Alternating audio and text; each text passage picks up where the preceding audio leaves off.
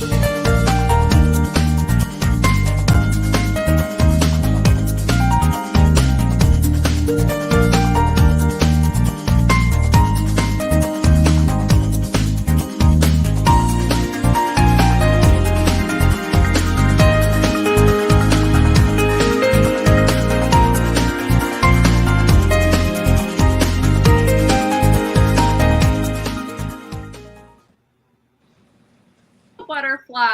and welcome to Butterfly Tea Time. Today we have a special edition as we've done the official ribbon cutting over the butterfly glitter community to include all autoimmune conditions. So as you saw last week, we started to introduce new autoimmune, and this week we're going to be talking about scleroderma. We've broadened our spectrum and cut the ribbon to include all butterflies throughout the globe and educate ourselves and further our knowledge and our resources on all autoimmune. Welcome, Demi. Hello, Delibra. How are you guys doing today? Hi. Hi, I'm doing well. I'm really excited about this show. Yeah. So I really wanted to highlight Demi this week. Demi is a very powerful advocate within multiple autoimmune realms. And she's going to be educating us on scleroderma today. Hi, Demi. Welcome. Hi, thank you for having me. So I found Demi in the community not only creating an entire show platform for different people going through different autoimmune and providing resources, but she's also the CEO of the Waiting Room Entertainment, which you can also find on YouTube and throughout Facebook and Instagram. And what she's doing is amazing, you guys. She's actually going throughout the globe to speak and to get people together in beautiful banquet halls to educate on multiple autoimmune. So welcome, Demi. We're so amazed and impressed with all the things that you're doing. You get the butterfly tea cheers for this week. Oh, thank you. So tell me about your journey with scleroderma. Like, how were you first diagnosed? How old were you? Well, when I got diagnosed, I was 19 years old. It started with like a dark circle on my arm, and my hands were hurting really bad. So I went to a dermatologist, and they did a skin biopsy and said that I had morphea. So I was misdiagnosed at first. Then I was sent to a rheumatologist, and they diagnosed me with scleroderma. So I was diagnosed at 19, and I've had it for now, it's been 23 years. So I've been in the scleroderma community for the last 16 years working. Wow. So prior to this, we started out as a group, and our name was Lupus Glitter, and it was to help all women initially in the lupus community, because that's what we had experienced. And as we've grown and many other warriors have come into play with all the different things that they're battling, we did the official ribbon cutting 2 weeks ago to include all autoimmune. And you were definitely an inspiration for that as the advocate that you are. Tell me about scleroderma, because a lot of us know about lupus and we know about fibromyalgia, but this one is one that not all of us have heard of. So scleroderma is very similar to lupus. Yeah. So with scleroderma, it's an autoimmune disease, and it attacks your internal organs and your external. So like with me, I've lost 5 fingers. So I am missing 5 fingers, and I do have, there's a claw-like hand that's kind of an indicator that you have scleroderma. So normally, like, I'll see somebody's hand and I'll ask them. It's the only other disease I've seen that has that kind of hand is usually like rheumatoid arthritis. So a lot of their patients have that hand, but it attacks your internal organs also, and you can't see it too. So with mine, you can see it very well. Like, you can see the discoloration, and it's really where your blood flow is, your skin is thickening so much that it's literally cutting off your blood flow, and causing damage. So it's your body attacking itself. So it's very similar to lupus. It's just, I want to say it's a little bit more extreme, but it's very, very similar. And so, like with the people that you can't see it on, they really have more of a challenge with their journey because they are told that they aren't sick or that they're faking or things like that. So, those people, it's usually their heart, their lungs, their kidneys are all being attacked by their own body. So, it's really a horrible disease, but we're trying to find a way to help assist with the journey to make it more of a positive journey. Even though you have the disease, doesn't mean you have to have a negative uh, Right. situation. You can always make it into a positive. Yeah. So the common denominator with autoimmune is that your body is attacking itself. However, in all the different autoimmune conditions, different things are affected. And I know with lupus, you definitely get affected in your internal organs. So with scleroderma, are you affected more in your, what's the word for it? Your vein system, your through your blood flow, your veins, your arteries. Is that what it attacks the most, or is it mostly hands? Well, there's two different types of scleroderma. So Mhm. they have systemic, which is what I have, um, or they say diffused, which is where it attacks both your internal and your external.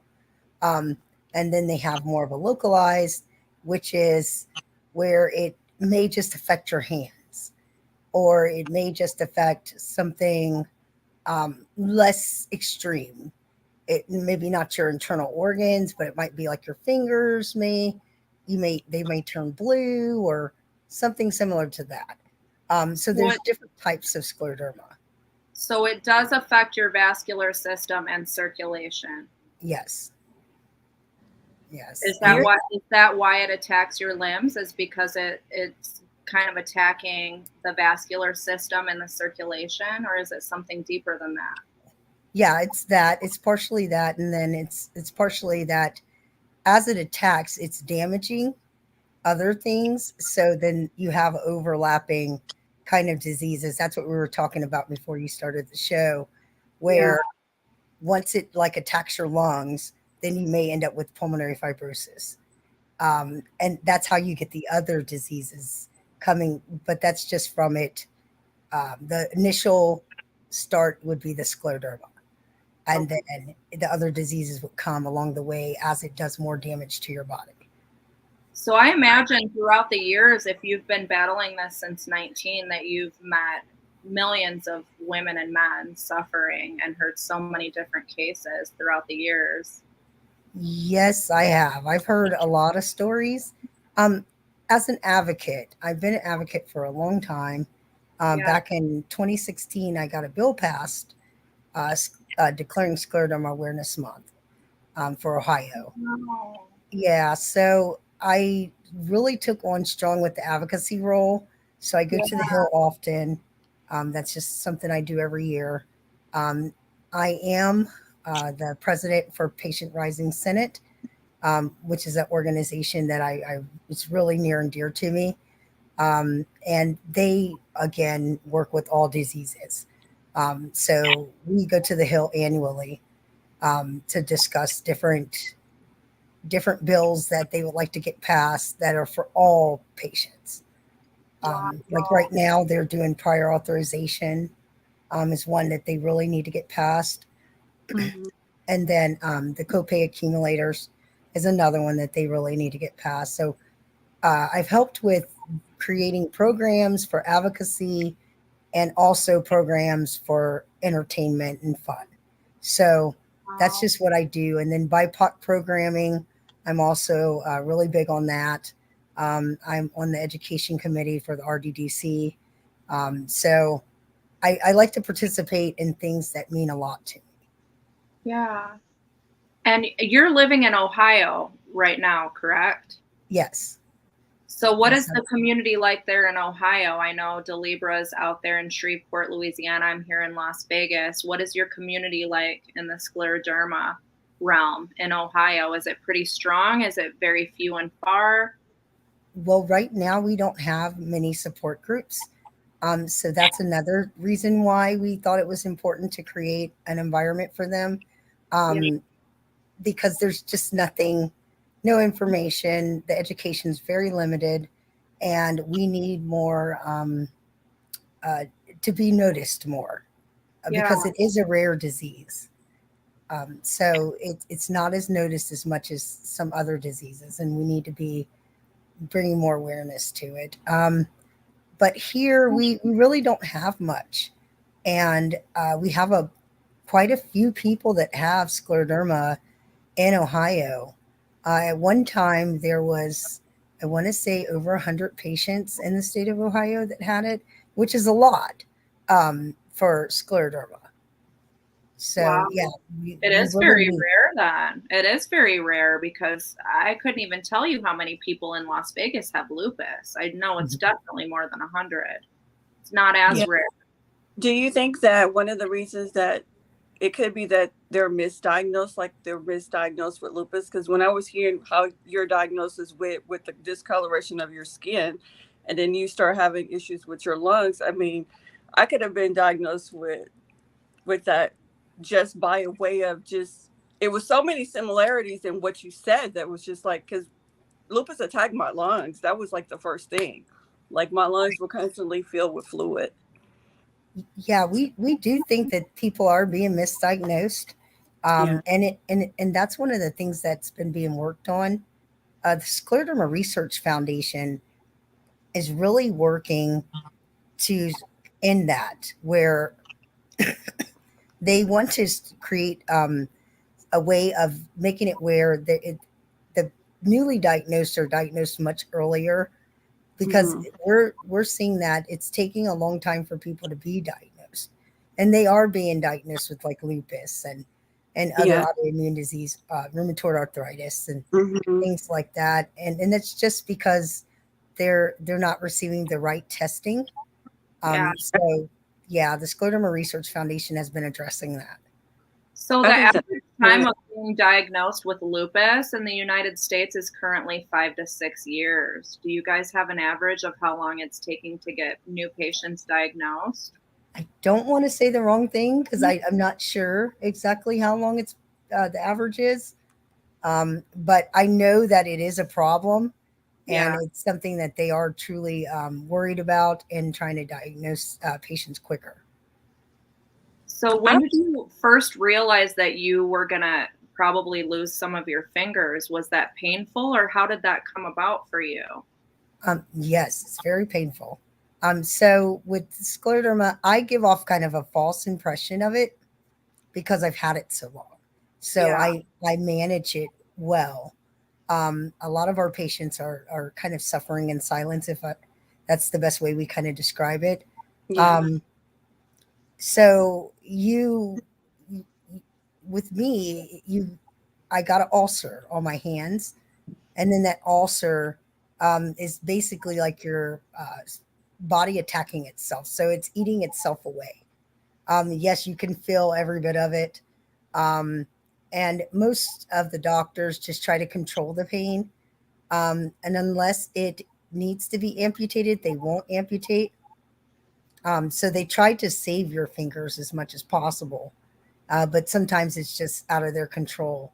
Like if you get gangrene, like if gangrene sets in and they have to amputate.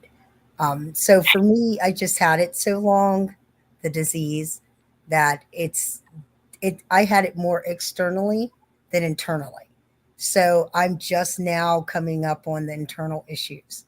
So that's where I had to get the stent put in the heart, um, and the pulmonary fibrosis and things like that. But that's within the last 4 years for me. So Wow. yeah, So it showed up externally for you first, and a lot of times when these lacerations or blisters or ulcers occur, they can get infected, yes, basically. So it is kind of parallel with some of the things in other autoimmune conditions where you get an open sore or laceration and then you're really in danger of getting an infection that can get worse from there. So it's not actually disintegrating the bones, it's actually doing something to the circulation, and then you're getting a laceration, and then that is in danger of getting infection. Is that how it normally happens? Yes. And then also we get the calcium deposits. So they're like little rock. I call them rocks. And they're like little rocks that form underneath your skin, and then they push up through the skin. Um, and that's also very painful. They also cause wounds to happen. Um, I had my knee done recently. Remember, I told you about that. Um, Is it where almost like a bone spur, Demi? Is it almost like a bone spur coming out, like extra calcium? Well, yeah, and I don't want to say the wrong things Yeah. because I don't want to give off and I'm not sure exactly how it works. But it occurs, and it comes up through your skin, and they're like little calcium rocks. They look like rocks to me, so I Wow. call them that. Yeah. Mhm. And that doesn't happen to every patient.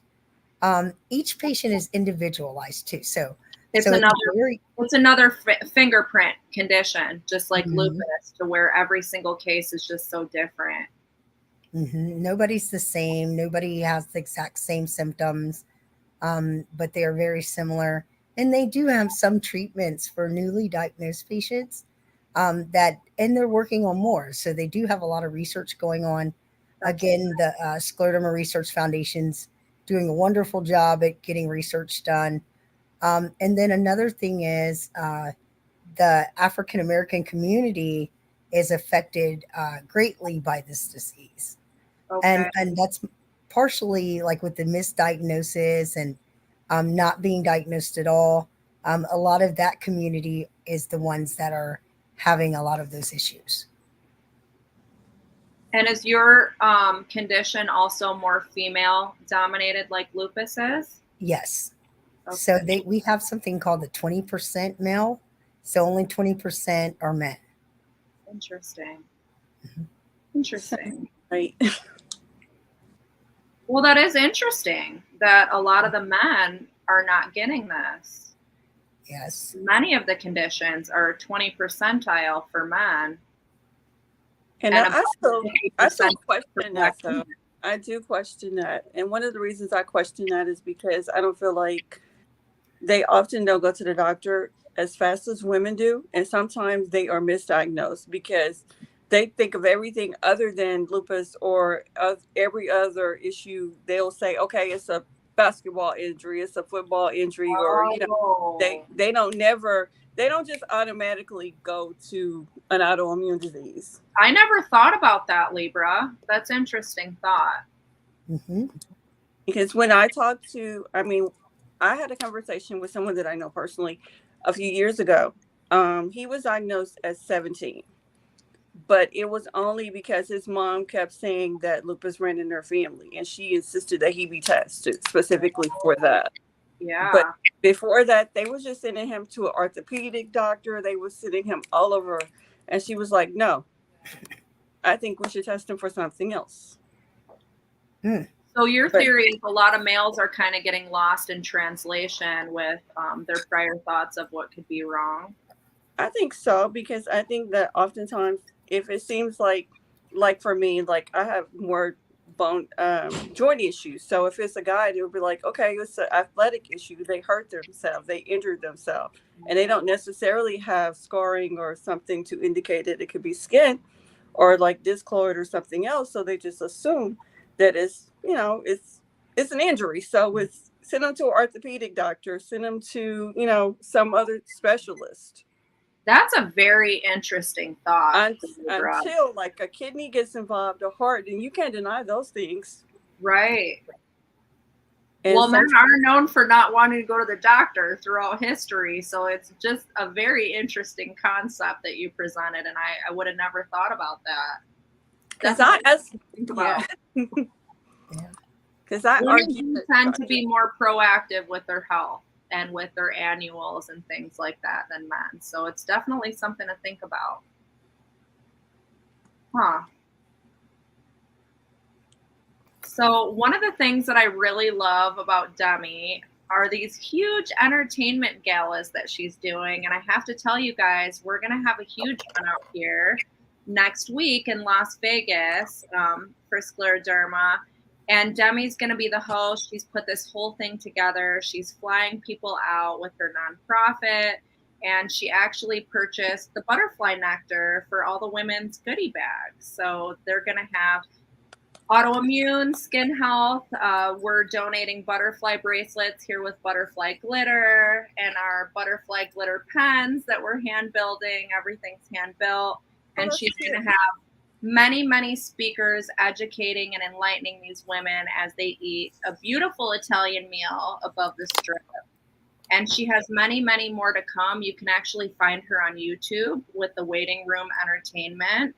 And Demi, walk us through what your vision is for the waiting room and how you even thought of this amazing idea.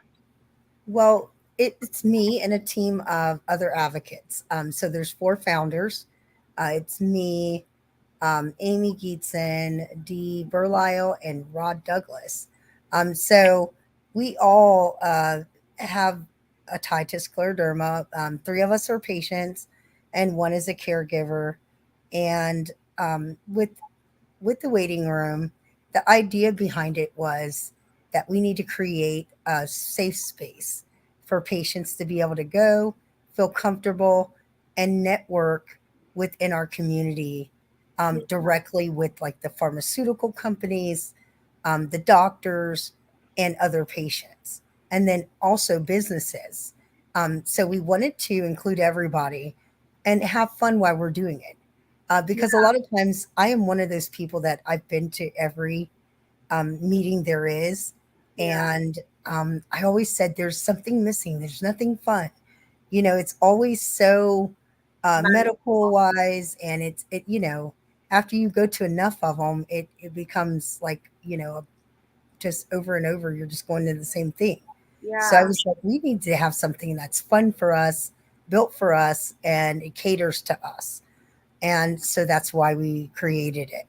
And then we also needed something to share the resources that we don't get anywhere else, because there's a lot of patient advisory boards and other things that are going on, like clinical trials, studies that are taking place. In fact, there's a study right now for lupus. I'll provide in the group quite a bit lately. Yeah, I'll provide you with information. It's through Just Worldwide. They have a study. They reached out to me and provided it to me, and I said I'd make sure that you got it so you can share it within the community. But there's a lot of studies, and these are paid studies.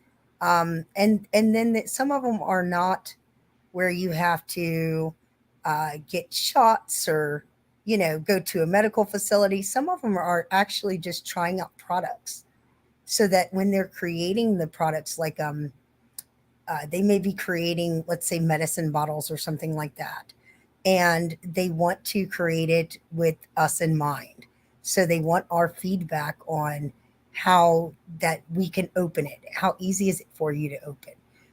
Those different kinds of things. And we wanted to create something where we could share all of those resources with the communities without them having to look for them. We wanted to streamline it to them. So that's what the show is about. And that's also what the social club is about. The social club is just an in-person where we really want to highlight our patients and kind of create it where they're having a positive patient experience. And it's like a little family almost. It's our own like community. They can come there, they can have a nice meal, have fun. We can get to know each other and go through the journey together. Because like for me, my patient journey, until I got a family, note that I had this since I was 19. So I had a period of time where I didn't have a support system. My family wasn't very big on supporting me. So I was alone until I got married throughout this journey. Always in Ohio? Were you always in Ohio, or do you live somewhere else? No, just here. Okay. And all my family lives here. It's just that they never took on an active role with supporting me. Yeah. You know, they knew something was wrong, but it wasn't a priority for them. So we wanted to make sure that, especially when they're young, that they have a place to come and they can learn and they can enjoy their journey. And it doesn't have to be such a negative journey, and it doesn't always have to be so sad. And we just wanted to uplift them and empower them.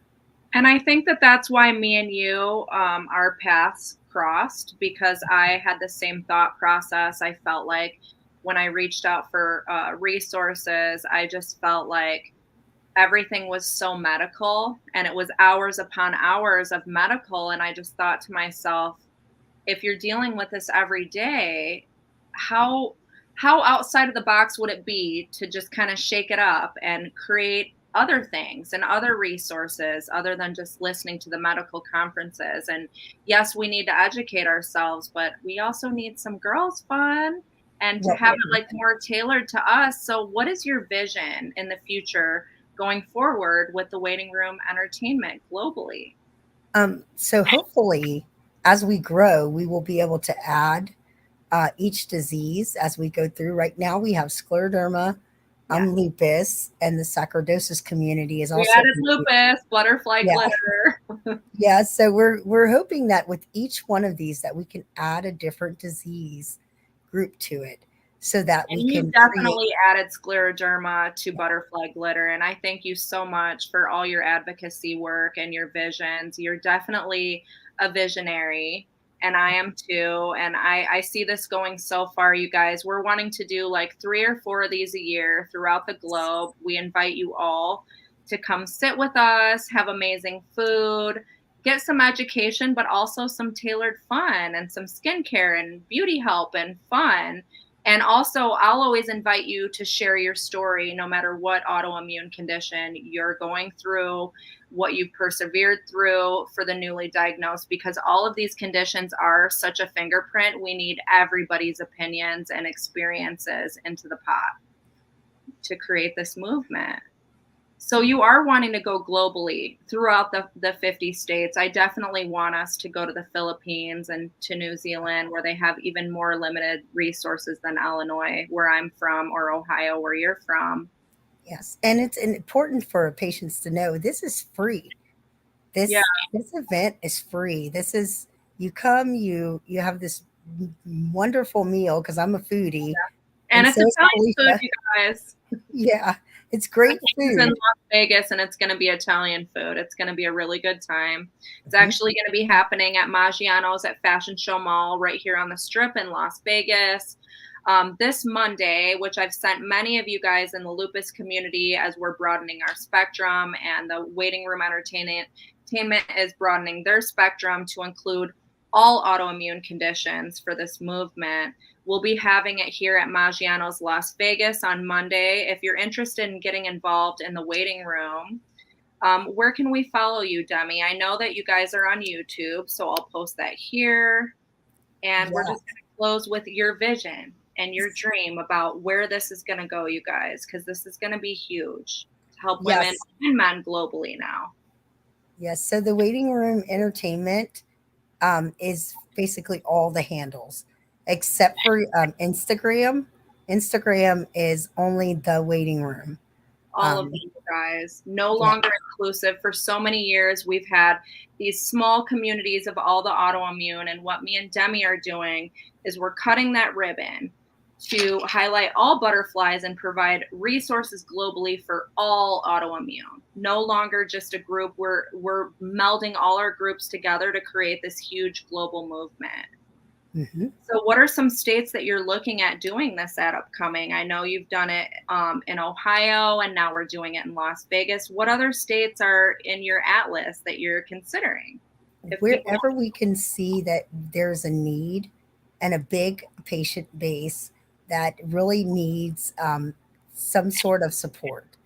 So next we were thinking of New Orleans, would be a nice one to go to. yeah, I'll definitely come and support and speak for that and bring the butterfly nectar. My grown children live there, so I'm very partial to that place. And And also, our co-host Delibra is from Shreveport, and that's where she's doing the whole butterfly ball and everything. So that would be a great state to do next. oh yeah. And then And we so like want to have it in places that the attendees want it in. So we're going to have a feedback form so people can actually say where they want it to be, and we'll see if we have enough patient base there to come and create one there. I love that. Mhm. So what does the waiting room do exactly for people that are just joining in? What is the waiting room entertainment? So the waiting room is built up of different tiers. So we have a show, we have a YouTube show, we have the channel, and then that provides all the resources. So that's where every month on the 10th, you can see our resource show, and we have some sort of resource that's nationwide. So it's Yeah. for everybody. For example, like Lasagna Love, you can go on there if you have a surgery or something. They will make you. They have chefs, and the chefs make you lasagna and deliver it to your home. Um, and so that's so we have different resources that we interview and we share with the communities, and that's for everybody. It helps every disease. And then we have the social club, which is what we were You're talking such a about. visionary, you guys. It's incredible. It really is. Yeah. The social club, you come and you have the meal. You're able to network with the pharmaceutical companies, the doctors, other patients, and regular businesses because we're going to have a shopping experience also. Oh, I love that. Yeah. And so, and then we have Jacob's Hugs. Um, that is specific to scleroderma. Um, we made that because we had a very dear friend of ours pass away from scleroderma, and we wanted to make sure that anybody that passed away from scleroderma had something. So we do virtual um, events when they're passing away. Like we do Life we celebration. highlight their whole journey. Yeah, and it's an emergency response. So we're able to report to the community about their status as they're going through the end of their life. And we're able to, Incredible. yeah, work with the families. And sometimes we raise money to help with the funeral costs. So, Demi, the amount of resources that you've been able to pull together is just so inspiring. And I know that this is a God-given gift for you to really change this thing for so many butterflies out there. If you guys want to follow Demi, I'm going to put her stuff up here. You can find her at The Waiting Room at YouTube, The Waiting Room at Instagram, and The Waiting Room Entertainment on Facebook. We really encourage you guys to get behind this cause, get behind Demi's cause, sign up and let us know what state you're coming from, what autoimmune you're battling. I would also encourage you, as we're doing this movement together, to become a Butterfly Nectar sponsor to help women and men globally get skincare provided to them for the butterfly rash, which affects all autoimmune conditions. And if you really liked this show, please get behind this movement, encourage others to join. Let's make this huge and global so that we can reach so many different states. Right now, we have about 5 in mind where we want to travel to. We'd love to hear back from you guys, share your story, get you involved in the waiting room, and get behind Demi with the YouTube channel and all the things that she's doing and all these resources that she's providing. Demi, thank you so much for finding me throughout the globe and partnering with me and showing me this mission, because I think that we're very like-minded, we're visionaries, and we do want this thing to go global. So please, guys, comment below. You can share this, reach out to us if you want to share your story or if you want to get involved in the rating room. And until next time, thank you for having me, Felicia. for all you're doing as an advocate. You're amazing. You get the Butterfly Award for this month. Thank you. Thank you, guys. Until next time, fly free. Bye.